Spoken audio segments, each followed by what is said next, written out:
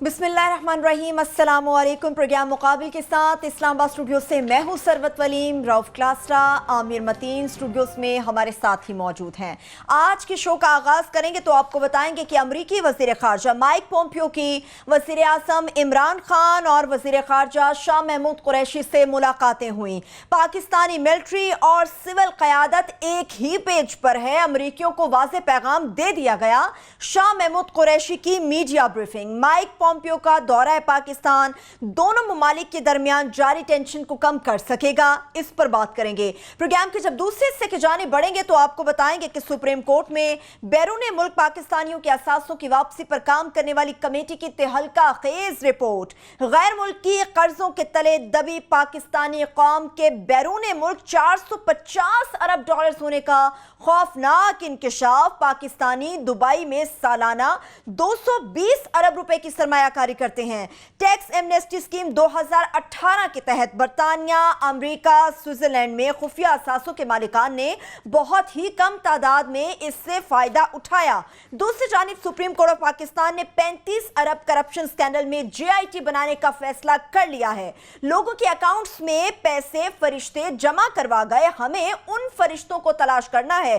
Chief justice मियां साकिब निसार के अहम remarks. दूसरी जानिब वज़ीर आज़म इमरान खान की ज़ेर सदारत विफाकी काबीना का अहम इजलास। विफाकी काबीना ने अपने 80 अरब रुपए के सवाब दीदी फंड्स को खत्म कर दिया, जबकि बैरून मुल्क से रकूम वापस लाने का अहम फैसला कर लिया गया। टास्क फोर्स भी तश्कील दे दी गई है। प्रोग्राम के जब तीसरे हिस्से की जानिब बात करेंगे तो PTI हुकूमत की ही बात करेंगे, जिसने गैस और बिजली के टैक्सेस के बोझ तले दबी आवाम को रिलीफ देने की बजाय महंगाई का बम फोड़ने का फैसला कर लिया। वज़ीर आज़म इमरान खान ने गैस के निर्खों में 40% इजाफे की मंजूरी दे दी है। बड़े लोगों पर टैक्स लगाने की बजाय गरीब आवाम पर टैक्स लगाना कहां का इंसाफ है, और यह भी जानने की कोशिश करेंगे कि क्या वाकई ही पाकिस्तानी कौम टैक्स नहीं देती। प्रोग्राम के आखिरी हिस्से की जानिब बढ़ेंगे तो आपको बताएंगे कि PTI हुकूमत भी नून लीग के नक्शे कदम पर है। सीनियर अफसरान को खुड्डे लाइन लगाकर जूनियर अफसरान को अहम पोस्टों पर तैनात कर दिया गया। इस हवाले से बात होगी। और गुज़िश्ता रोज जल्लो पाक लाहौर के हवाले से हमारे ही प्रोग्राम में बात हुई थी तो किस तरह से भालुओं के साथ गैर इंसानी सलूक किया जा रहा है, जिस पर डिप्टी डायरेक्टर जल्लो पाक ने प्रोग्राम मुकाबिल को अपना मौक़िफ़ भेजा, वो भी शेयर करेंगे। और वज़ीर आज़म हाउस की लग्जरी गाड़ियां नीलाम की जा रही हैं, इसके हवाले से भी अहम कुछ खबरें हैं जो आपके साथ शेयर करेंगे। सबसे पहले आमिर साहब, उस दौरे की बात करेंगे जो कि अमेरिकी वज़ीर ख़ारजा की जानिब से किया गया। क्या समझते हैं कि दोनों ममालिक के दरमियान एक टेंशन जो पाई जा रही है खासतौर पर इमदाद को भी लेकर, वो कितनी कम हो सकेगी? बात यह है कि इससे दौरे में कोई हमारी ज़्यादा उम्मीदें नहीं थीं, बल्कि ख़दशात बहुत ज़्यादा थे, क्योंकि इनके आने से पहले 2-4 बड़े इस तरह के स्टेप्स हो गए कि पहले के फ़ोन के ऊपर कंट्रोवर्सी हो गई कि यहाँ पे ये तनकीद गई कि प्राइम मिनिस्टर इमरान खान साहब को जो है सदर ट्रंप की कॉल लेनी चाहिए थी, उनके वज़ीर सेक्रेटरी ऑफ स्टेट की क्यों ली, पोम्पियो साहब की क्यों ली। उसके बाद फिर फ़ोन के मंदरजात पे बहस हो गई कि उन्होंने टेररिज्म की बात की थी नहीं की थी। उसके बाद ये फिर बिल्कुल उनके आने से पहले ये खबर आई कि $300 मिलियन जो क्रिश्चियन सपोर्ट फंड का था उन्होंने बंद कर दिया। हालांकि ये पुरानी खबर थी, उसको सिर्फ उन्होंने रिपीट किया था, तो वो हुआ नहीं था।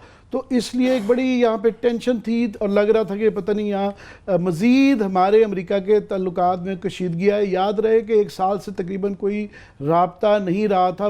इससे बुरे हालात मुझे नहीं याद पड़ता कि मुस्तकबिल करीब के अंदर जो है ये रहे होंगे। सलाला अटैक हुआ था, सलाला उसके बाद से 1 साल से तकरीबन कोई बिल्कुल भी राब्ता नहीं था। मिलिट्री टू मिलिट्री थोड़ी सी मुलाकात होती रहती थी, मगर कोई ऐसे सफारती ताल्लुकात कोई मेजर लेवल के कुछ नहीं थे। तो अंडर द सर्कमस्टांसेस, और लास्टली इसलिए भी कि ये हमारे पास वो वैसे ही स्टॉप ओवर था। वो बेसिकली जा रहे हैं इंडिया, जहाँ पे उनका 2+2 के अमेरिका के वज़ीर ख़ारजा और वज़ीर दफ़ा और इंडिया की जो वज़ीर दफ़ा और वज़ीर ख़ारजा हैं, दोनों ख़वातीन हैं, उनके साथ ये मुलाकात है। तो एजेंडा वो था, पर दरमियान में ये स्टॉप ओवर था कि वो चेकआउट करना चाह रहे थे कि नए वज़ीर आज़म आए हैं, क्योंकि प्रेसिडेंट ट्रंप ने कोई बात भी नहीं की थी और कभी रवाबत अभी तक शुरू नहीं हुए थे।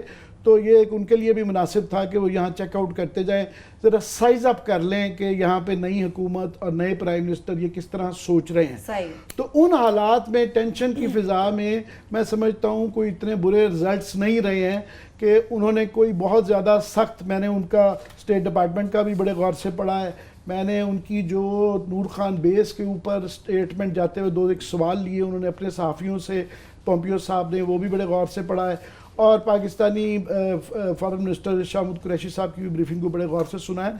तो कोई इतनी सख्त बात उनकी तरफ से भी नहीं हुई, हमारी तरफ से भी नहीं हुई। और कुछ ये है कि पहली बात तो ये कि ये तल्लुकात का स्टार्ट हो जाना मुस्बत बात है।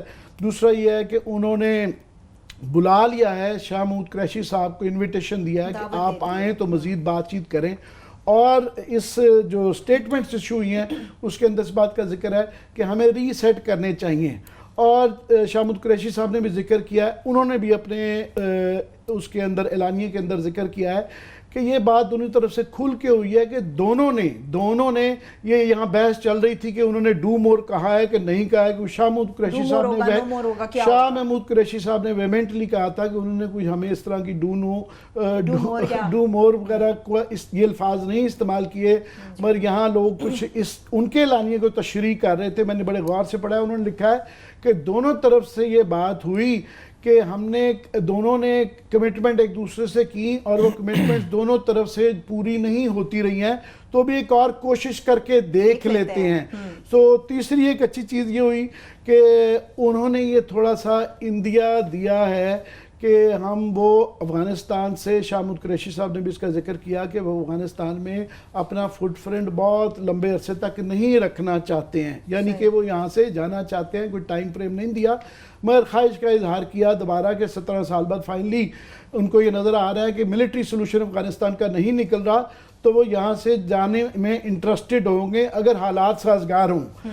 तो असल बात यह है कि पाकिस्तान के, उनके, अमेरिका के जो हैं पहले सारे मनफी वजूहात थी पाकिस्तान से ताल्लुकात रखने की। एक थोड़ी सी उनकी पाकिस्तान की जो वैल्यू बनती है जिसकी वजह से मैं समझता हूँ वो भी बड़े मेजर्ड हैं। 2-3 वजूहात हैं। एक तो ये है कि उनको अफ़गानिस्तान के अंदर हमारी ज़रूरत है, अगर उनको यहाँ से निकलना है तो उनको पाकिस्तान की ज़रूरत पड़ती है, मुआवनत चाहिए है। अफ़गानिस्तान में इस वक्त हालात जो हैं उनके भी और अफ़गानिस्तान के भी कोई बहुत साजगार नहीं है कि वहाँ पे अक्टूबर में इलेक्शन होने जा रहे हैं और अशरफ गनी साहब की पोजीशन वहाँ पे कोई इतनी अच्छी नहीं है और वायलेंस वहाँ पे बढ़ता जा रहा है। रिसेंटली बहुत ज़्यादा धमाके वगैरह हुए और तालिबान, पहले कहा जाता था कि 29% अफ़गानिस्तान पे उनका कब्ज़ा है, अब उनका 45% पे हो गया है, बल्कि उनकी ताकत बढ़ती जा रही है। तो ऐसे हालात में उनके लिए, अमेरिका के लिए बिल्कुल छोड़ के चले जाना भी नामुनासिब नहीं है। और उनकी जो गुफ्तो शनीद चल रही थी तालिबान से, उन्होंने डायरेक्टली शुरू की थी कतर में, वो कोई इतनी आगे नहीं जा रही। और तालिबान की साथ में ये है कि रूस के साथ भी डायरेक्टली ताल्लुकात शुरू हो गई थी, गुफ्तो शनीद हो रही थी। और ईरान भी IS की मौजूदगी की वजह से उनके भी ताल्लुकात, पहले तालिबान उनके ख़िलाफ़ रहते थे तो उनके भी हुए। सो तालिबान एक इम्पॉर्टेंट फैक्टर हो गए थे, उसकी वजह से अमेरिका को नज़र आता है कि पाकिस्तान की एक वैल्यू है, सो है। दूसरा, लास्टली क्विकली मैं इसको समाप्त करता हूँ, इस वक्त पूरे खित्ते में एक रीअलाइनमेंट होने जा रही है। वो इस तरह के अफ़गानिस्तान के अंदर भी अमेरिका सोच रहा है कि वो वहाँ से निकलना भी चाहता है, मगर वो बिल्कुल ये भी नहीं है कि बिल्कुल उसको एक बुरी हालत में छोड़ के 17 साल बाद जाए। उसका कोई पीसफुल नेगोशिएटेड सेटलमेंट वो चाह रहे हैं जिसमें कि उनके मफादात का भी तहफ़्फ़ुज़ रहे।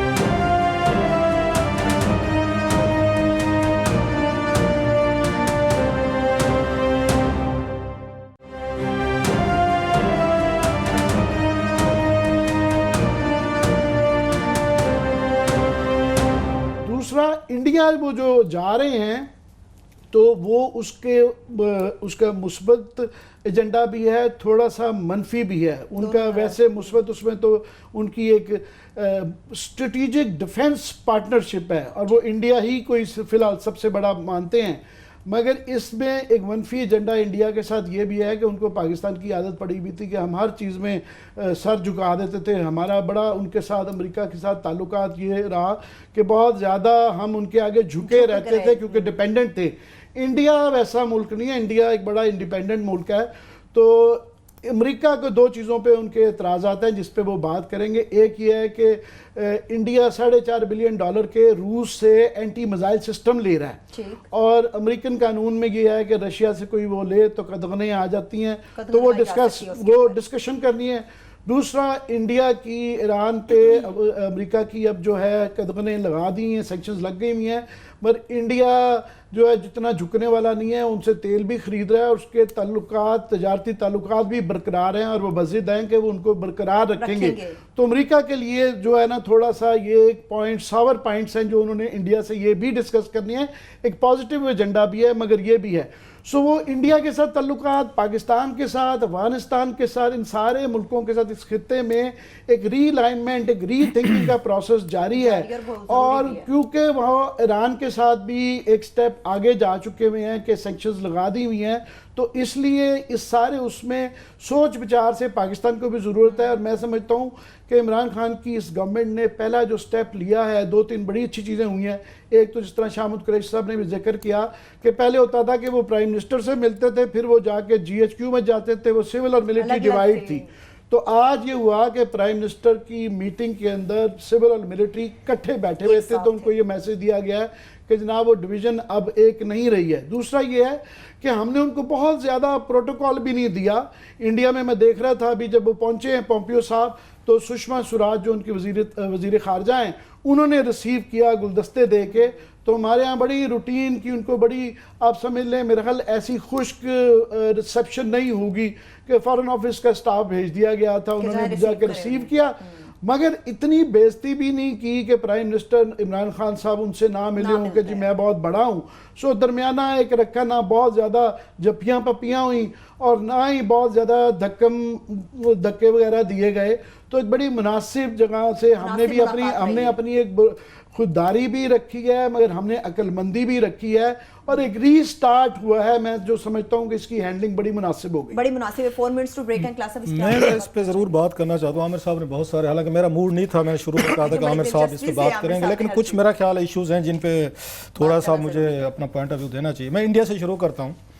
इन्होंने कहा ना कि इंडिया को दबता दुबता नहीं है। मेरा ख्याल है इंडियंस है ना, वो इस डिप्लोमेसी में ये पाकिस्तानी हमारे जो डिप्लोमेट्स इनसे बहुत आगे हैं। वो सब मानते हैं कि वो इंडिया है या ईरान हो, दुनिया भर में इनकी डिप्लोमेसी हमारे डिप्लोमेट से बहुत आगे की चीज़। हम इस वक्त उस बहस में नहीं जाते।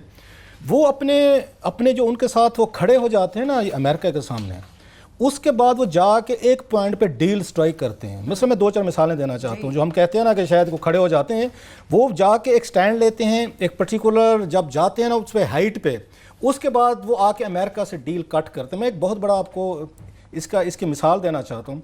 पाक ईरान इंडिया गैस बहुत बड़ा प्रोजेक्ट था, $multi-billion का था, कि जो पाइपलाइन आनी थी वहाँ से, आपको याद होगा ईरान से आनी थी पाकिस्तान, वो इंडिया तक जानी थी।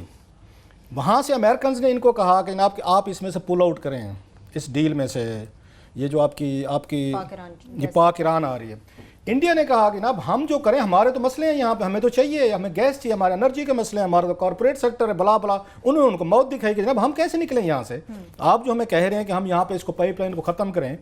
तो अमेरिका ने इनको, आपको याद होगा, सिविल यहाँ न्यूक्लियर की उन्होंने डील दी थी सर, जो पाकिस्तान रो मर गया कि हमें दे दूंगा कि जनाब आप जरा फासले पर हैं, आपको नहीं देते। ये होते तरीके दुनिया में मुल्कों को डील करने के। कोई इंडिया ये ना कहे बहुत बहादुर हैं, yes they are shrewd, they are intelligent, how to cut a deal, के अमेरिका के साथ खड़े होकर अपनी मर्जी की डील कैसे लेंगे। दुनिया की बहुत बड़ी डील थी सिविल न्यूक्लियर टेक्नोलॉजी की, जो डील ली थी उन्होंने, वो उन्होंने पाक ईरान और उन्होंने आगे ईरान के कंधे पे बंदूक रख के उन्होंने ली थी। अब भी ये जो कह रहे हैं ना कि फलां से तेल न लें, वो कहते ठीक है नहीं लेते जनाब, हमने हमारा 1.5 अरब का मुल्क है, हमने चलाने, आप हमें क्या देगा, अमेरिका क्या देगा। हम कहते हैं चाइना दबाव में नहीं आता। ये दुनिया में ना इंटरेस्ट होते हैं। हमारे यहाँ ना हमने फॉरेन पॉलिसी को गैरत और बगैरती का हमने सिंबल बना दिया। या गैरत होती है या दरमियान में बगैरती होती है, और कोई रास्ता नहीं। हजूर ऐसे नहीं होता। ये आपके मुल्कों के मफादात होते हैं, मफाद के जरिए चलते रहते हैं, वो ठीक है। मसलन अब चाइना को हम बड़ा बहादुर समझते हैं। अब चाइना को इन्होंने कहा था उस वक्त जब वो इसको फंड कर रहा था, एग्जिम बैंक जो है पाक ईरान इस पाइपलाइन के लिए हमने लोन अप्लाई किया हुआ था चाइना से कि हमें फंड करें। अमेरिकन ने उनको मैसेज भेजा कि आप इसके लिए लोनिंग नहीं करेंगे ईरान पाकिस्तान पाइपलाइन के लिए, और चाइना ने नहीं की थी क्योंकि उनके मफादात वहाँ पे फंस रहे थे। चाइना की उनके साथ बिलियंस ऑफ डॉलर की उनके साथ ट्रेड है। सो मुल्क चलते हैं मफादात के साथ, हम चलते हैं थोड़ी सी गर्दन के साथ कि आज हमारी गर्दन छोटी हो गई यार, इनको आके कुट दो, आज इनकी गर्दन आज ये टाइट थे, आज तारीफ कर दो। मफादात होते हैं। मुझे नहीं पता कि अगेन आई होप कि इमरान खान साहब ने और शाह महमूद कुरैशी साहब ने हमारे इंटरेस्ट जो हैं इसको इंटरेस्ट बेस्ड तल्लुकात रखें। दुनिया में फॉरेन पॉलिसी ऐसे होती है। और जो उन्होंने अफगानिस्तान पे बात की ना, पाकिस्तान में एक बड़ा ये पॉपुलर एक यहाँ पर नुक्ता नज़र आई, मैं भी रंग मैंने जो थोड़ा सा पढ़ा है कुछ कि मैगजीन में पिछले दिनों, उसमें न्यूयॉर्क में बड़ा खूबसूरत आर्टिकल था जो अमेरिका की और इनकी यहाँ पे ये अफगानिस्तान में तालिबान की। मुझे एक बात नहीं समझ आती, again the fault may be with my understanding, American ने बिलियंस ऑफ डॉलर पंप किए हैं अफगानिस्तान में। उन्होंने वहाँ पे अपने फौजी मरवाए हैं, उन्होंने पूरा नेटो इकट्ठा किया है, पूरी दुनिया इकट्ठी करके वो ले आए हैं। उनको एक अड्डा लेना था पाकिस्तान के लिए 60s में, उन्होंने आके, आपको याद होगा रशिया की और चाइना की उन्होंने करवानी थी वहाँ पे एस्पिनॉज, वहाँ चिटागांग के बड़ा बेर उसके लिए पाकिस्तान के उन्होंने जनरल साहब के साथ कितनी मिन्नतें करके डीलें करके 2 अड्डे लिए थे। यहाँ दुनिया में इससे बड़ी स्ट्रेटेजिक आपको जगह मिल सकती है अफगानिस्तान की, जहाँ पे आप वहाँ पे अमेरिकन अड्डे बना के जो बनाए हुए हैं, वो पाकिस्तान पे आंख रख के बैठे हैं, वो चाइना पे आंख आपके रख के बैठे हैं, वो इंडिया तक रसाई है, उनके सेंट्रल एशिया की तमाम स्टेट्स हैं, उसके बाद ईरान है, रूस है। मुझे कुछ समझा दे कि वो कैसे वहाँ से निकल के जाएंगे और क्यों निकल के जाएंगे। इतना बड़ा अफगानिस्तान आपके पास है। अब ये कहते हैं कि वहाँ पे, और आपने इन तमाम मुल्कों के साथ इनके मसले हैं, चाइना के साथ भी हैं, ईरान के साथ भी हैं, रूस के साथ हैं, पाकिस्तान के साथ, इतना आप उनको सेंट्रल एशिया में प्रॉब्लम, आपको पूरा बॉर्डर मिल रहे हैं सारे मुल्कों के साथ। इससे बड़ा बेहतरीन आपको खिता मिल ही नहीं सकता जहाँ पे अमेरिकन बैठे रहें। और इतनी डिस्टर्बेंस जितनी अफगानिस्तान में है, इतनी अमेरिकन को सूट करती है। अगर आज सारा पीस हो जाए अफगानिस्तान में, तो अमेरिकन टैक्स पेयर कहेगा भाई साहब हमारे जो बिलियंस ऑफ डॉलर पंप कर रहे हैं, हमारे फौजी मरवा रहे हैं, किसके लिए? इतनी डिस्टर्बेंस अमेरिकन को सूट करती है अफगानिस्तान में, ताकि वो पूरी दुनिया को भी सेल करें। और जैसे आपने कहा कि ना, आप हमें बताएं 45% पे कब्जा हो गया है, आप चले गए तो पीछे अफगानिस्तान डिस्टर्बेंस का शिकार होगा। अमेरिकन को सूट नहीं करता 100% पीस इन अफगानिस्तान, उन्हें डिस्टर्बेंस सूट करती है। उन्हें अड्डे चाहिए मुस्तकिल, खिते के तमाम मुल्कों पे उन्होंने अपने यहाँ पे आके रडार रखना है। ये जो लोग कहते हैं ना कि वहाँ उनको शिकस्त हो गई है, वो सिर्फ अपना खर्चा कम करना चाह रहे हैं, खर्चा कम, कैजुअलिटी रेट भी कम करना चाह रहे हैं कि थोड़ी सी प्रेजेंस कम हो, पैसे भी थोड़े हों, ट्रस्ट वो करना चाहें, वो नहीं निकलेंगे यहाँ से। मैं एक मिनट में ही कह दूं कि पाकिस्तान को अपनी जो इंडिया ये कर पाता है, इसलिए भी कर पाता है, एक तो उनकी डिप्लोमेसी अच्छी है, मगर उनकी सारी इकोनॉमिक स्ट्रेंथ भी है। तो हमें भी अपने पाँव पे ये खड़ा होना पड़ेगा। अगर आपने तरले करके IMF से पैसे भी लेने हैं, अमेरिका से भी लेने हैं, अच्छा किया इन्होंने कोलिशन सपोर्ट फंड के लिए ज्यादा उसके लिए मांगने की जरूरत नहीं है। पहले हाउस इन ऑर्डर सेट कर लें तो फिर आप इंडिपेंडेंट हो सकते हैं। ठीक है, पाँव पे खड़ा होना पड़ेगा। एक छोटी सी ब्रेक से जब वापस आएंगे तो ये भी आपको बताएंगे कि चीफ जस्टिस ऑफ पाकिस्तान मियां साकिब निसार ने उन फरिश्तों को भी ढूंढने का फैसला कर लिया है जिनकी जानिब से लोगों के अकाउंट्स में पैसे भेजे गए, और इसके साथ साथ बैरून मुल्क पाकिस्तानियों के असासों की वापसी पर काम करने वाली कमेटी ने जो सुप्रीम कोर्ट ऑफ पाकिस्तान में तहलका खेज रिपोर्ट जमा कराई है, वो भी आपके साथ शेयर करेंगे। साथ रखिए।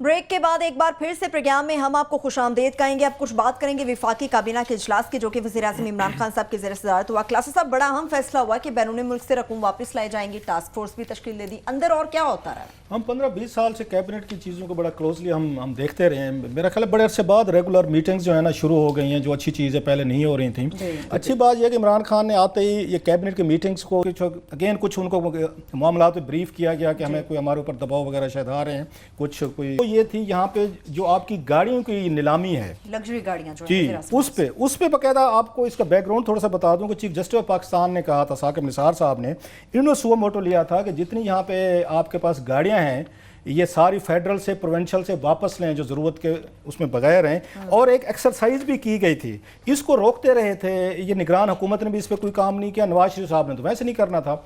अब इनके सामने आज कैबिनेट में एक उन्होंने वहाँ पे जो मुझे कुछ कैबिनेट डिवीजन से कोई थोड़ी सी मुझे कोई इन्फॉर्मेशन मिली है, ये आप एक ज़रा वहाँ पे उसका डॉक्यूमेंट देखें, बड़ा इंटरेस्टिंग है। एक लिस्ट पेश की गई लोगों के पास क्या क्या गाड़ियाँ, ब्यूरोक्रेसी इतनी आसानी से जान नहीं देगी। उन्होंने जो मैं देखी हैं चीज़ें उसमें ब्यूरोक्रेसी ने अब ये कौन कौन सी चीज़ें ऑक्शन करवा रहे हैं सर, मोस्टली बड़ी गाड़ियाँ, ये 2006 मॉडल हैं, 2012, 2004, 2005, 2005, 5, 8, 5, 9, 5, 6, 6, 6 और 96। मैं जल्दी से मैंने पढ़ लिया है। मतलब उन्होंने ये कहा, रिकमेंड किया है ब्यूरोक्रेसी ने, और मेरा ख्याल है उनकी नहीं मानी गई उसमें कोर्ट में, नहीं उनकी कैबिनेट में, कि हमें 10 साल पुरानी गाड़ियां जो ना वो ऑक्शन कर देनी चाहिए और नई उसकी जगह साफ जरा फिर नई ज़रूरत होती है। उन्होंने यही कहा है कि जो एक्स्ट्रा पूल की गाड़ियाँ हैं ना आपकी, उठा के इनको बांट दें कुछ महकमों में। लेकिन अभी भी मुझे लग रहा है कि अभी तक इनके पास सिर्फ, और मैं हैरान हो रहा हूँ आमिर, बाकी छोड़ दें, यहाँ पे अर्थक्वेक, आपके reconstruction and rehabilitation authority ERA, जिसको बिलियंस ऑफ डॉलर की इमदाद मिली। जुल्म देखें इस मुल्क के साथ क्या होते रहे। इनके पास सर जी 1, 2, 3, इनके पास 10 लैंड क्रूज़र प्राडो, और इनके पास पेजेरो मित्सुबिशी, और या हुंडई, इसके बाद इनका टोयोटा सर्फ। सबसे ज़्यादा आपकी महंगी कीमती गाड़ियां जो आपने वहाँ पे आपको जल्जला आया था, इन लोगों ने वहाँ के बैठ के सपोर्ट करने की वजह 90,000 बंदा, 70-80 हज़ार बंदा मेरा ख्याल है उस वक्त उसमें ये शहीद हुआ था और जहाँ भाग हुआ था जलजले में, उनके लिए जो पैसा आया था ईरा में। आप फिर कहेंगे जनाब आप बातें करते हैं, इसमें सिविलियन हेड नहीं थे इसके। 10 के करीब सबसे महंगी और अयाशी वाली गाड़ियां जिनका कहा गया है ईरा से निकली हैं सर। बाकी महकमे ने अभी तक इनको लिस्ट ही नहीं दी कि किस किस के पास। एक के पास लैंड क्रूजर, प्राडो, यहाँ पे पेजेरोस, बला बला 10 इन्होंने रखी हुई थी वहां से। सो जो ऑक्शन के लिए पेश कर रही है ब्यूरोक्रेसी, इमरान ने जो बोल्ड स्टेप लिया है वो एक ही लिया कि वजीर आजम का उन्होंने कहा जो मेरे पास है इनको तो बेचना 33 जो है, बाकी कह रहे हैं ना वो 2006, 2005, 2004 जंक निकालो। उन्होंने कहा जब ये निकालो फिर नहीं लेंगे कुछ अरसे बाद, क्योंकि आपको कहे नए आप आते हैं ना कुछ दिनों के लिए तो आपको शौक तो होता है ना। उन्होंने कहा 3-4 महीने की बात है, ये जरा भुगत लें, इनको तो जंग को निकालो, फिर हम कल ऐसा एक्सेप्शन लेना शुरू कर देंगे, प्रिंसिपल सेक्रेटरी को लिख देंगे सर हमें ज़रूरत है कर दें। सो ये तो एक अच्छी चीज़ है कि आज कैबिनेट ने अप्रूवल दिया सर कि ऑक्शन करें और इनको इन तमाम चीज़ों को बेचें जो हमारी दुकान लगी हुई है। और साथ में जो बड़ा था लास्टली थोड़ा सा बता दूं, वो एसेट रिकवरी यूनिट का था मेरे साथ, दैट वाज वेरी इंपॉर्टेंट मेरा ख्याल है, जिसकी बात हम करते रहे, बहुत था मुश्किल फैसला था, इमरान खान के लिए भी होगा, उनके कैबिनेट के लिए भी होगा कि बड़े बड़े बिग गन्स इसमें इन्वॉल्व हैं। हमने जब दुबई लीक्स का किया था लोग हंसते थे आमिर साहब। अगेन गुड थिंग इज कि आप जो चीज़ें सामने आ रही हैं, इससे लगता है कि कैबिनेट जो है नई लोगों के लिए जो कहा गया कि सारे फेडरल गवर्नमेंट में, और फिर मैं उसका डिफेंस करूंगा, मुझे पता है साहब ये तो कोई बात नहीं, मैंने पहले ही बता दिया सारी मुश्किल चीजें। अब वो जो है ना अब कवाली और हमनवा खत्म हो गया, अभी ये गुड कॉप बैड कॉप ही चल रहा है। अब सुने, अब ये देखना, ये समझदार तख्त लाहौर के है ना, इन्होंने साउथ के बंदे को फंसाओ, सारे का सारा मुश्किल काम साउथ के बंदे से करवाएं, हमारे लिए रखा हुआ इन्होंने सारे का सारा वो मुश्किल वक्त। अब आते हैं सर आमिर साहब थोड़ी सी टफ गुफ्तगू की तरफ। हम मानते हैं कि हुकूमतें मुश्किल काम होती हैं, मतलब है वो आप अपोजिशन में आपको कुछ दावे करने पड़ते हैं, हुकूमतों में आके आपको क्वाइट अदरवाइज करना पड़ता है। इमरान खान ने उस दिन जब उनकी टॉक हुई है ये सहाफ़ियों से, उन्होंने बात की बेमानी है, उन्होंने कहा हम समझते थे कि जो मैस है शायद हम इसको आगे ठीक कर लेंगे, लेकिन उनका ये कहना था कि जो हम ये बहर बैठ के समझ रहे थे ना, उससे ज़्यादा बड़ा मैस है, ज़्यादा बड़े इशूज़ हैं। इमरान खान ने एडमिट किया उस दिन गुफ्तगू में। अब क्या हुआ है, अब 2 काम हुए आमिर साहब। एक तो इमरान खान साहब से उन्होंने गैस की कीमतें बढ़वाई हैं 45%, 46%। साथ में उन्होंने बिजली के उन्होंने 2 रुपए पर यूनिट भी बढ़ा दी, क्योंकि ये नई हुकूमत है, लिहाजा हर कोई इतनी बड़ी खबरों को कोई इनको टेकअप ही नहीं करता। मैं आपको 2 चीज़ें दिखाना चाहता हूँ। मानते हैं कि इनकी मजबूरियाँ होंगी, लेकिन माजी में कुछ आप और कुछ कहते रहे थे, अब थोड़ा सा हौसला रखें, आप ज़रा इनको बर्दाश्त करें। ये काम हम पिछलों के साथ भी करते थे, क्या करें, इलेक्ट्रॉनिक का दौर है कि इमरान खान साहब ने कैसे धरने के दिनों में बिजली के बिलों को आग लगाई थी, ये कहे कि जनाब के नवाज शरीफ साहब की करप्शन की वजह से हमें यहाँ बिलों की वो बढ़ानी पड़ रही है।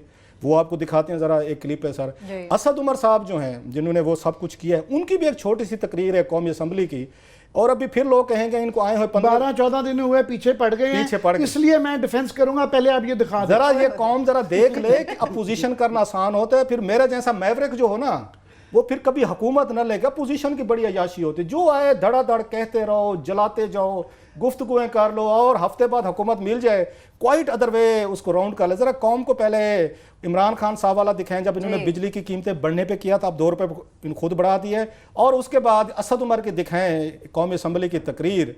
और हमारे उसने ज़बरदस्त काम किया, आपको पता है हमारे पास बड़ी अच्छी रिसर्च टीम है।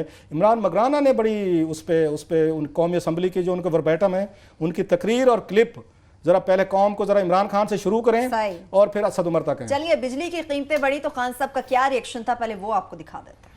तो मैं नवाज शरीफ प्रोटेस्ट कर रहा हूं, पाकिस्तानी शहरे हुए, मेरा ये हक है आपसे कहना कि आपकी नाहली, आपकी करप्शन की कीमत मैं महंगी बिजली से क्यों दूं, इसलिए मैं अपना बिल जलाने लगा।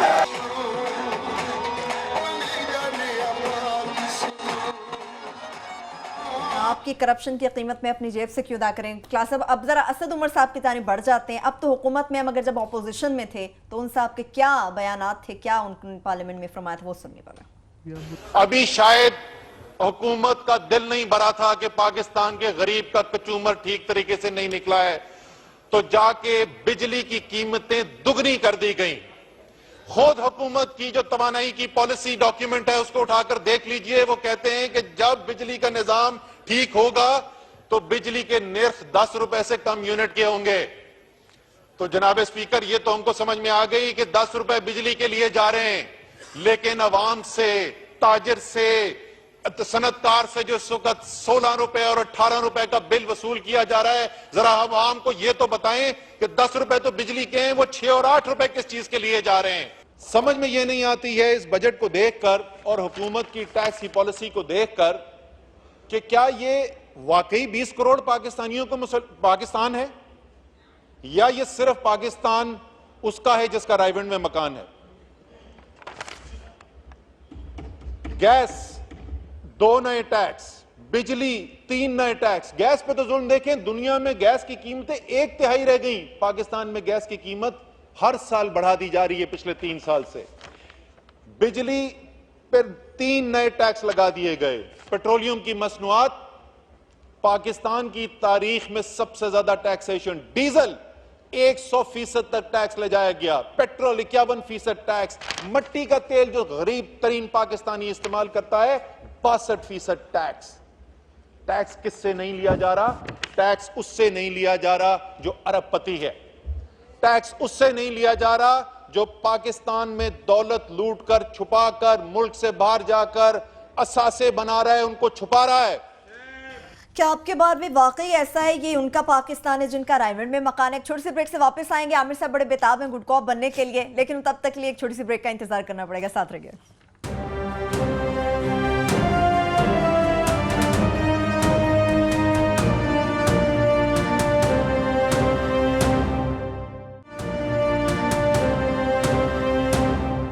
ब्रेक के बाद एक बार फिर से प्रोग्राम में हम आपको खुशामदीद कहेंगे। अब कुछ बात हो जाए उन शॉर्ट्स की जिनके ऊपर आप बात करना जी। ये बिल्कुल हमारे यहाँ पुराना मुनाफकत, सियासी मुनाफकत होती है कि जब आप अपोजिशन में होते हैं तो आप कुछ और कहते हैं, गवर्नमेंट में आते सार आप वही हरकत करते हैं। पर मैं थोड़ी सी दाद देना चाहूँगा, मैं गुड कॉप बन रहा हूँ असद उमर साहब को कि अच्छा किया उन्होंने ये मुनाफकत करके, बड़ा हौसला करके ये 40 रुपये पर यूनिट 46% जो कर दिया है। एक्चुअली जो रिक्वायरमेंट है इस वक्त सूरत हाल मैं बताना चाहता हूँ, वो 2 से 250% की प्रपोजल थी, तो ये सिर्फ 46% है। क्योंकि नवाज शरीफ साहब ने पिछले 5 साल में नून लीग की हुकूमत ने इस चीज़ को, सब्सिडी को डिले कर दिया हुआ था, जिसकी वजह से ये सर्कुलर डेट और ये सारे मसाइल बहुत ज़्यादा आउट ऑफ कंट्रोल हो गए थे। मुझे जो एतराज़ है उनके ऊपर वो ये है कि उन्होंने साथ में कहा कि मैंने बड़ी इंस्ट्रक्शंस दी हैं कि जनाब ये $500,000 बढ़ता है चोरी का, गैस चोरी का। भाई साहब मेरी मुझे जो असद पे एतराज़ है वो ये है कि चोरी का मसला पहले हल करते, पैसे वहाँ से बचत करते, तो फिर आवाम को ये बोझ डालते। वो जो चोरी है, जो चोरी से बचते हैं क्लास साहब, वो 2.5 से $3 बिलियन बचते हैं। $500 बिलियन तो गैस की चोरी है ना, कोई 2 बिलियन, $1.5 से $2 बिलियन बचता है। कोई एक घर में जो 5-5 मीटर लगवाए होते हैं ना टैरिफ की चोरी। फिर उसके बाद एक चीज़ होती है अनकाउंटेड फॉर गैस, कि उसकी कोई $500 की, ये $3 बिलियन की तकरीबन चोरी है। उस पर पहले करें तो शायद ये 40% लगाना ही नहीं पड़ता। और दूसरा सबसे बड़ी चोरी फर्नेस ऑयल की होती है। ये भी रिसेंटली मैं बार बार जिक्र करता रहता हूँ कि ये राजा सिकंदर सुल्तान साहब और ये नसीम साहब जो है ना, एक दूसरे में, एक पेट्रोलियम सेक्रेटरी था, एक पावर का था, एक दूसरे पे डाल के इन्होंने LNG के कार्गोज रखवाए। हमें $300 मिलियन की एक्स्ट्रा फर्नेस ऑयल खर्चना पड़ा।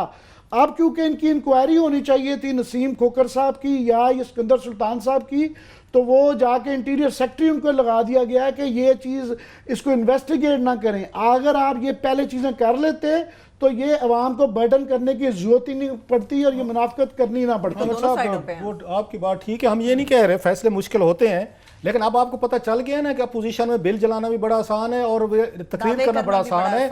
वो कहते हैं ना जब ऊंट पहाड़ के नीचे आता है ना फिर पता चलता है दुनिया में मुझसे भी बड़ी बड़ी चीजें यहाँ पे अल्लाह ने बनाई हुई है, हम सिंपली वो दिखाना चाहते हैं। दूसरी बात ये है कि आप जो हैं यहाँ पे जो उन्होंने की है कि बड़े लोगों को आप हाथ नहीं डाल रहे, जो आपने कहा ये गरीब पे जा रही हैं चीजें, उसी को निचोड़ एक दूसरा हमारे पे एक और भी है, एक लाग गया कि अवाम टैक्स नहीं देती। ये बड़ा इंटरेस्टिंग है कि हमारे ऊपर है। फरमा रहे हैं कि अवाम टैक्स नहीं उस दिन देती। इमरान खान साहब ने भी कहा है अपनी उसमें जो उसमें कहा कि कौम टैक्स नहीं देती, कौम टैक्स दे। मुझे समझ नहीं आती कौम क्या करे वैसे आमिर साहब, आखिर पे अपनी धोती उनकी रह के बेचारे यूं करके खड़े हुए, बुनियान और धोती बच गए उनकी। कि आपने खुद कहा है पेट्रोलियम पे टैक्सेशन कितनी करें, आपने टेलीफोन मोबाइल का क्या कुछ लिया, मैं थोड़ा सा डाटा भी शेयर करता हूं।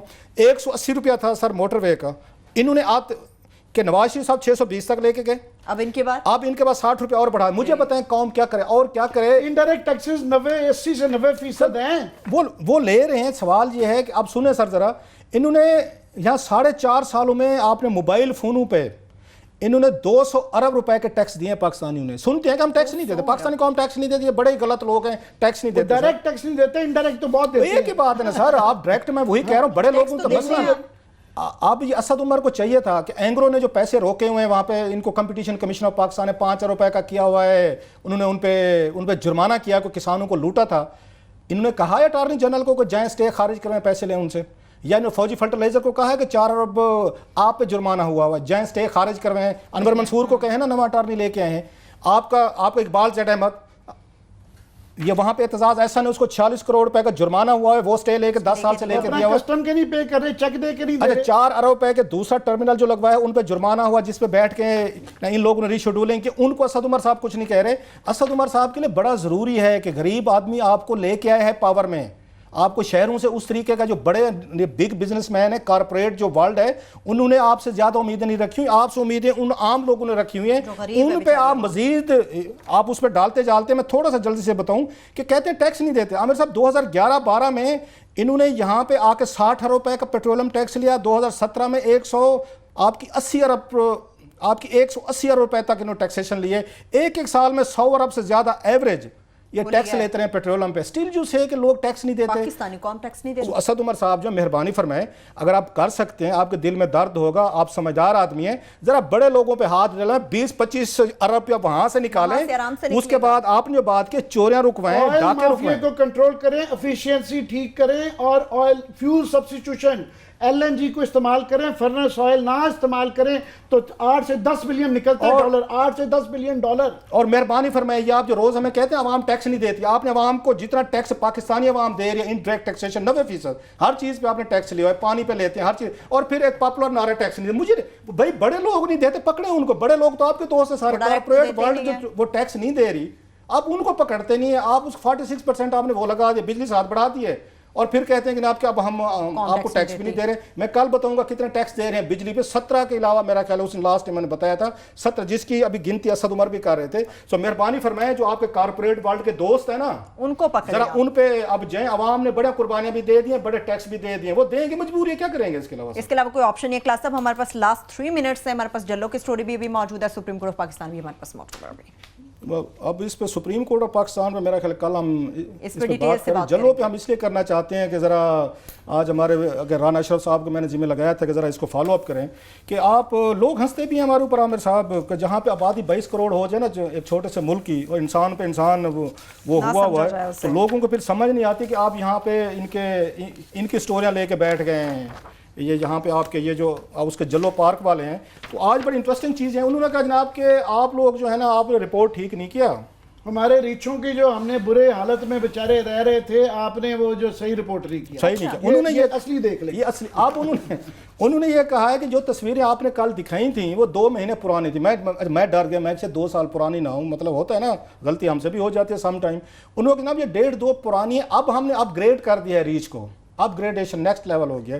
नेक्स्ट लेवल की तस्वीरें उन्होंने ये भेजे, शादी का एक टेंट लगा दिया सर ने, इसके नीचे उन्हें रख दिया गया। तस्वीरें तुरवाने के लिए टेंट लगा दिया गया हो, और वहाँ कोई पानी नहीं है। गर्म इलाकों के रहने वाले बेचारे रीच हैं और इनके यहाँ ये जो गर्मी गुजरी है और ये मानसून का मौसम गुजरा बड़ा है, उसमें तकलीफ क्या है हुआ मौसम होगा? अच्छा, उसमें वो ये कहते हैं, जो जफर हुसैन डिप्टी डायरेक्टर हैं जलो पार्क के चिड़ियाघर के, वो कहते हैं जनाब ये सोशल मीडिया पे जो ये तस्वीरें चली हैं पुरानी है, मतलब 2 महीने पुरानी है, और प्लस उन्होंने कहा जनाब हम इसकी एक्सटेंशन कर रहे हैं, 35 करोड़ की लागत से प्रोजेक्ट शुरू हुआ है, 2019 में वो मुकम्मल होगा। जो उनका पॉइंट ऑफ व्यू हम आपके साथ दे रहे हैं। सवाल ये है, ये आपको लगता है आमिर साहब इतने अरसे तक आपने इन जानवरों को इस हालत में रखा है, और कल हमने वहां पे आपको वीडियो दिखाई थी, वो नहीं कर सकते, बस कर दे। बच्चों को नहीं शौक रहे कि अब ये वो बच्चे हमसे भी आगे की चीज़ हैं, अब उनको इनसे दिलचस्पी नहीं रहे कि शेर कैसा होता है, हाथी कैसा होता है, बंदर कैसे तमाशे करता है, ये आपको सलाम कैसे करता है, वो क्या क्या कलाबाजियाँ खाता है। ये अब आज की नस्ल वो वीडियो गेम्स खेलती रहती है। वो वीडियो ये छोड़ें, ये बंद करें। अब ये देखें, ये एनवायरनमेंट है, या रख सकते हैं तो इस तरीके से रखें।